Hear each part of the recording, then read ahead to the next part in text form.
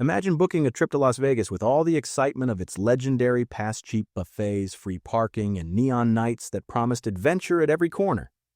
But when you land in 2025, the dream feels broken.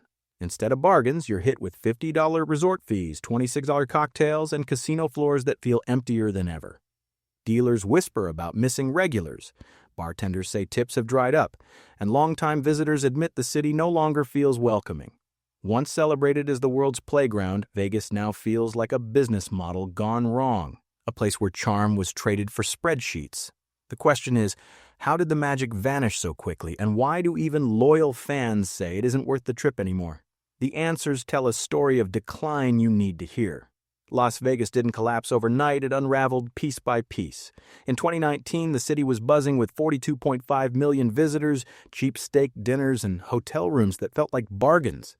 It was chaotic, yes, but it was the kind of chaos people love to be part of. Fast forward to 2025, and that same trip feels like stepping into a different world. Hotel rates that once hovered around $120 now push past $200 before taxes, and resort fees quietly tack on another $40 to $55 each night. Add in 26 cocktails and $40 bagel and coffee combos, and what used to be a middle-class escape now feels like Manhattan prices with slot machines attached. Even workers admit the spirit is fading. Dealers talk about empty chairs, bartenders notice tips drying up, and longtime visitors confess the Strip no longer feels welcoming. Behind the neon, the city has grown colder, more corporate, and less forgiving. And that shift is at the heart of why Las Vegas is losing its magic. And this shift is only the surface. The deeper reasons behind Vegas's decline tell an even more sobering story. Reason number 5 might feel like something too far in the past to still matter, but its shadow stretches across everything Las Vegas is today. The pandemic didn't just pause, the Strip had cracked its foundation, and the aftershocks have shaped every decision, every price hike, and every empty chair you see in 2025. In March 2020, Las Vegas did the unimaginable. It shut down. The Strip went silent, its neon lights flicked off, and casino doors were locked for the first time in history. Overnight, nearly 30% of the workforce, tens of thousands of dealers, bartenders, housekeepers, and performers were left without jobs. More than 23 million visitors vanished compared to the year before, and the city's proud identity as the world's playground collapsed into something closer to a ghost town. Locals who had built their lives around tourism suddenly faced food bank lines and eviction notices, and the social fabric of Vegas tore in ways that statistics barely capture. The reopening was supposed to be a rebirth, but instead it revealed the damage had already sunk deep. Regular middle-class visitors, the lifeblood of old Vegas, had discovered alternatives. They drove to Laughlin, Reno, or tribal casinos across the U.S. Others simply stayed closer to home. The Strip tried to lure them back with dirt-cheap room rates, sometimes as low as $40 a night, but that gamble backfired.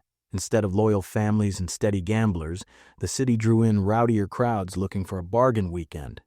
By 2021, violence on the Strip spiked more than 20%, with viral videos of brawls, robberies, and police crackdowns flooding social media. Suddenly, Las Vegas wasn't just expensive, it was unsafe, and that reputation drove even more regulars away. Workers felt the change most of all. Dealers whispered about empty chairs at blackjack tables that once buzzed all night. Bartenders noticed tips shrinking as the crowd shifted from high-rolling tourists to penny pinchers. Hotel staff found themselves doing more work for less pay as corporate owners cut benefits while raising fees. For them, the reopening wasn't a return to normal. It was the start of a harsher reality where hospitality felt mechanical, stripped of warmth, and burdened by stress. By 2025, the numbers tell a story of a city that never fully recovered. Visitor counts remain below 2019 levels, even as global travel has surged elsewhere. Operating costs keep climbing, forcing casinos to squeeze guests harder with hidden charges and watered-down perks. The very things that once made Vegas special cheap luxuries, a sense of being spoiled even if you weren't rich, have been eroded. Instead, the Strip feels fragile, its energy dulled, its reputation damaged.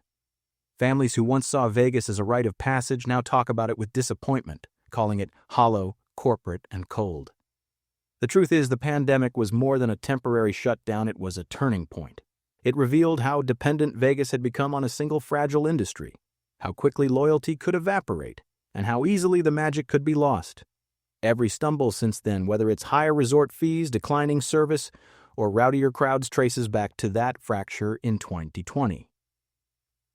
The lights are back on, but the glow is dimmer, and the soul of the city hasn't come back with them. That's why, even in 2025, the aftershocks of the pandemic remain the first and most important reason Las Vegas no longer feels like the world's playground. Reason number 4 takes us into the chaotic years right after the shutdown, when Las Vegas tried desperately to lure people back.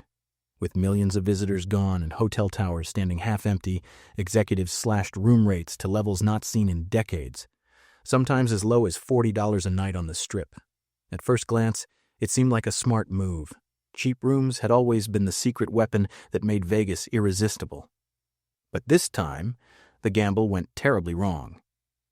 Instead of attracting loyal middle-class gamblers and families who used to come for buffets and shows, Vegas pulled in a very different crowd. Social media hyped the low prices and party groups flooded in, looking not for blackjack or fine dining but for a wild bargain weekend. The shift was immediate. Security reports documented more fights, more vandalism, and a sharp rise in police calls. In 2021 alone, violent incidents on the Strip jumped more than 20%, a shocking reversal for a destination once branded as fun but safe. For workers, the change was obvious. Dealers noticed empty high-limit tables while the $5 and $10 machines were crowded with rowdy players drinking more than they gambled. Bartenders complained tips had dropped as customers bought fewer drinks and stretched every dollar. Hotel staff found themselves cleaning up trashed rooms left by partiers who treated discount stays like frat houses. The aura of Vegas, as glamorous, even when cheap, was gone, replaced by a rougher energy that unsettled both employees and longtime guests. Families in particular stopped coming. Parents who once brought teenagers for shows or couples who planned romantic getaways looked at the headlines and thought twice. Viral videos of brawls on Las Vegas Boulevard, police in riot gear outside casinos, and hotel lobbies filled with chaos sent a chilling message. Vegas had traded class for crowds. Instead of being a playground where anyone could feel special, it felt more like a bargain bin party city spiraling out of control. By 2025, the damage still lingers. The Strip has raised rates again, but the reputational scar remains. Loyal visitors remember those chaotic years and hesitate to return, while new travelers wonder if the city is still worth the hassle. Ironically, in trying to save itself with cheap rooms, Vegas may have permanently changed the type of visitor it attracts. Once a place where families, honeymooners, and retirees all felt at home, the city now struggles to shake off the image of being rowdy, unsafe, and unstable. And that's why this reason is so damaging. It wasn't just about temporary crowds, it was about eroding trust. When the promise of a glamorous escape was replaced with scenes of fights, sirens, and bargain hunters gone wild, something deeper broke. The Strip could turn the lights back on, raise the prices again, and polish the casinos, but the memory of chaos lingers. For many, the Vegas they loved felt like it disappeared forever during those years of cheap rooms and rowdy crowds. Reason number 3 digs into a shift that changed not just the Strip's vibe, but its very DNA: the takeover by Wall Street. For decades, Las Vegas was run by casino moguls and colorful personalities names like Steve Wynn or the Fertitta brothers, people who, for better or worse, lived and died by the city. But starting in the late 2010s, that power base shifted. Mega corporations like MGM Resorts and Caesars sold their land and properties to giant real estate trusts and investment firms. The Strip's new landlords weren't showmen. They were accountants, and their only loyalty was to the quarterly earnings report. On paper, the deals looked brilliant. MGM sold its iconic properties, Bellagio, MGM Grand, Mandalay Bay, to firms like Blackstone for billions, then leased them back. Caesars did the same with Harrah's and Planet Hollywood. To investors, it was efficient asset management. To visitors, it was the beginning of death by 1,000 cuts. Because when Wall Street took the reins, the focus shifted from hospitality to extraction. Every square foot of the Strip became a line item, every guest a revenue stream to be maximized. The impact was immediate. Free parking, once a point of pride, disappeared. Resort fees, already hated, crept higher, reaching $40 to $55 a night. Early check-in. $30. Minibar sensors that auto-charged if you so much as picked up a bottle of water. Standard practice. The philosophy was simple. The experience didn't need to feel magical, it just needed to monetize.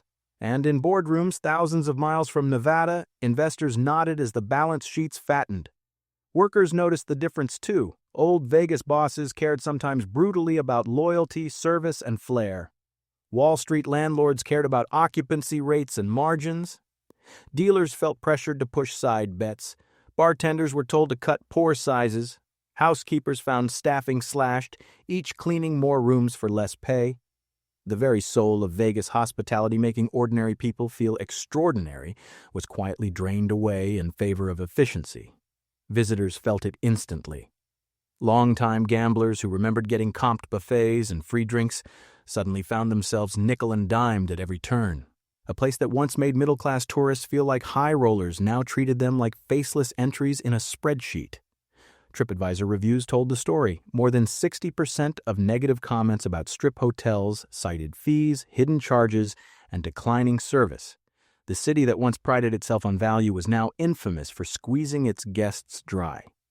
By 2025, the takeover feels complete. Nearly every major Strip property is owned not by a casino operator, but by a real estate trust or hedge fund. Decisions about pricing, staffing, and service are made not in smoky backrooms in Vegas, but in sterile conference calls in New York and Chicago. The Strip has become less about the magic of escape and more about the machinery of profit. And that is why the Wall Street takeover is so corrosive. It didn't just change the numbers, it changed the soul.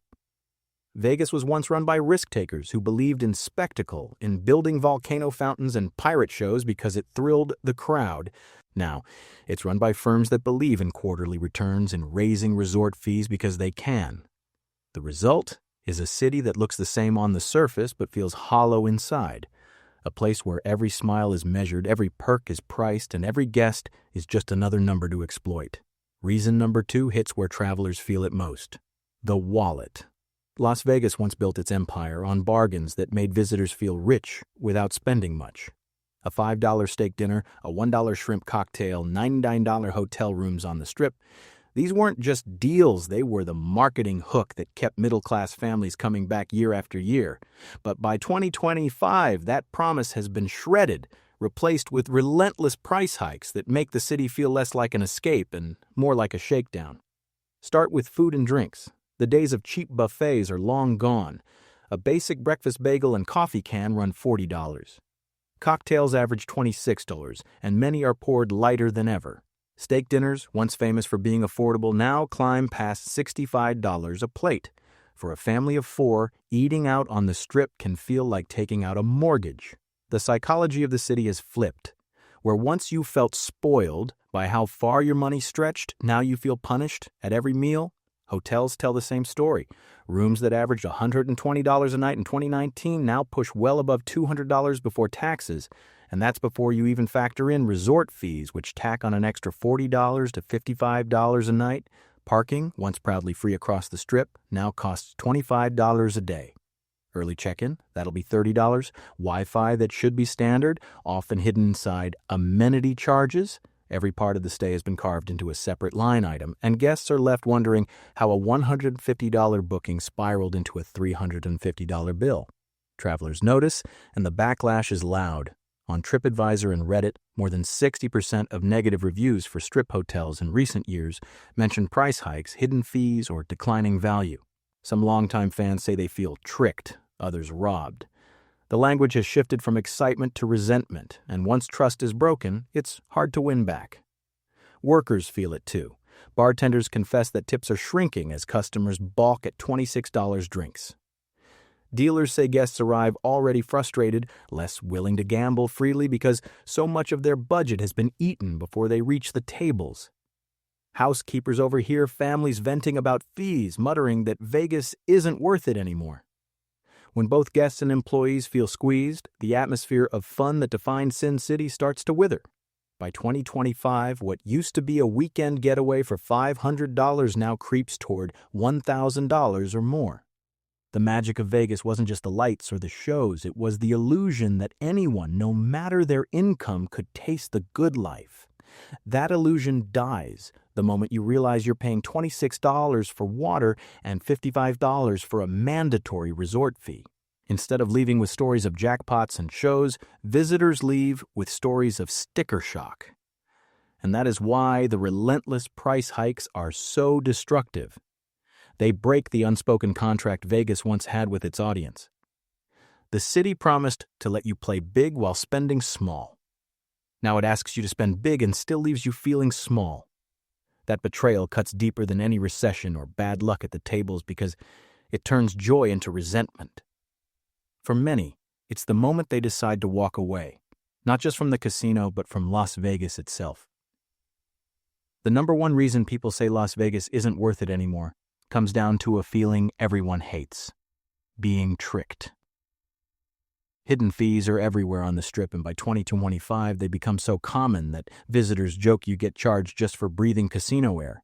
But behind the humor is real frustration, because these fees don't just raise the price, they erode trust, turning excitement into resentment. It starts with resort fees, the most infamous of them all. Once unheard of in Vegas, they now add $40 to $55 a night, often doubling the advertised room price. Imagine booking a weekend for $200 only to see the bill balloon past $350 with fees and taxes. For many travelers, that's not just expensive, it feels like a bait and switch. And the resort fee is only the beginning. Want to check in early? That's $30. Need to park your car? $25 a day? Use the minibar? Sensors charge you automatically even if you don't drink, sometimes just for moving the bottle. Wi-Fi that should be free? Rolled into a mandatory amenity fee. Suddenly, every step of your stay feels like walking through a minefield of small charges. The damage goes beyond wallets. On forums like Reddit and review sites like TripAdvisor, negative comments pile up. Over 60% of bad reviews for Strip hotels mention hidden fees or misleading pricing. Words like cheated, nickel and dimed, and never again appear again and again. For a city that once prided itself on making guests feel like winners, this new reputation cuts deep. Nobody feels like a high roller when they're arguing at the front desk over charges they didn't expect. Workers feel the backlash too. Front desk clerks deal with angry check-ins. Housekeepers find guests leaving without tipping, frustrated by bloated bills. Dealers notice players arriving at the tables already sour, less willing to gamble freely. The entire atmosphere of Vegas, the buzz, the joy, the illusion that anything is possible, gets poisoned by resentment before the fun even begins. By 2025, hidden fees have become so normalized that many first-time visitors leave saying they'll never return. Families compare the experience to budget airlines that charge for every bag, every snack, every ounce of comfort. Except here, the budget airline costs nearly $1,000 for a weekend. The contrast to Old Vegas is striking. In the 1990s, guests raved about $5 steak dinners and free parking. Today, they warn friends about $40 breakfasts and $50 resort charges that don't feel like resorts at all. And that is why hidden fees take the top spot on this list. They don't just hurt the wallet, they break the bond of trust. Las Vegas used to promise that no matter who you were, you could come here, feel special, and live large for a little while. Now it feels like the city is constantly reaching into your pocket, charging for things that should have been part of the deal. Once trust is gone, the magic is gone, and without magic, Las Vegas is just another overpriced stop in the desert. For many, the fees are the last straw, the moment they decide the world's playground isn't worth playing in anymore. When you line up these 5 reasons together, a clear picture emerges. Las Vegas didn't just stumble, it systematically dismantled the very formula that made it irresistible. The pandemic was the first crack, shutting down the Strip and scattering loyal visitors. Cheap rooms then invited chaos, replacing steady families with rowdy party crowds. Wall Street's takeover shifted priorities from spectacle to spreadsheets, turning every guest into a revenue stream. Relentless price hikes punished the middle class, stripping away the illusion of affordable luxury. and hidden fees broke the final bond of trust, leaving travelers feeling cheated rather than cherished. What ties all of this together is a loss of balance. Old Vegas thrived on a simple contract. The odds at the tables might not be in your favor, but everywhere else, you felt like a winner. Affordable meals, free perks, and genuine service created the illusion that anyone could live large, even for a weekend. By 2025, that balance is gone. Every touchpoint from booking a room to ordering a drink reminds guests that profit now comes first, experience second. The deeper trend is unmistakable. Travelers are turning away from manufactured illusions and seeking authenticity. They crave destinations that deliver fairness, community, and memories that feel real.